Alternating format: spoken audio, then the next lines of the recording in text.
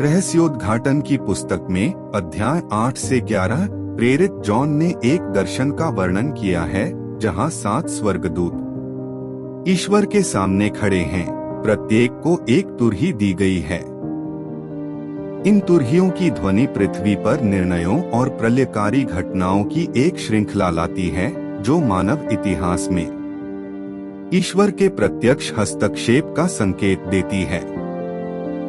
प्रथम देवदूत की तुरही खून से मिश्रित ओले और आग पृथ्वी पर गिरे, जिससे पृथ्वी का 1/3 हिस्सा, पेड़ और घास जल गए।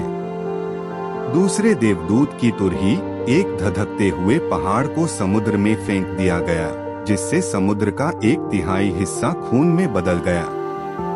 तीसरे देवदूत की तुरही वर्मवुड नाम का एक महान तारा आकाश से गिर रहा था, जिससे 1/3 नदियां और झरने कड़वे हो गए। चौथे देवदूत की तुरही सूर्य, चंद्रमा और तारों का 1/3 भाग नष्ट हो गया, जिससे दिन और रात के 1/3 हिस्से में अंधेरा छा गया। पांचवें देवदूत की तुरही टिड्डियां रसातल के धुएं से निकल रही हैं, जो ईश्वर की मुहर के बिना लोगों को पीड़ा दे रही हैं। छठे देवदूत की तुरही 4 स्वर्गदूतों को फ्रात नदी पर छोड़ा गया, जो 200 मिलियन घुड़सवार सैनिकों की सेना का नेतृत्व कर रहे थे। सातवें देवदूत की तुरही स्वर्ग में ऊंची आवाजें ईश्वर के शाश्वत शासन और उनके राज्य की स्थापना की घोषणा करती हैं। स्वर्गीय दृश्य 7 देवदूत ईश्वर के सामने खड़े हैं। प्रत्येक तुरही के साथ अपना अपना निर्णय सुनाने के लिए तैयार हैं। ब्रह्मांडीय व्यवधान सूर्य, चंद्रमा और सितारों के 1/3 भाग के साथ आकाश में अंधेरा छा गया।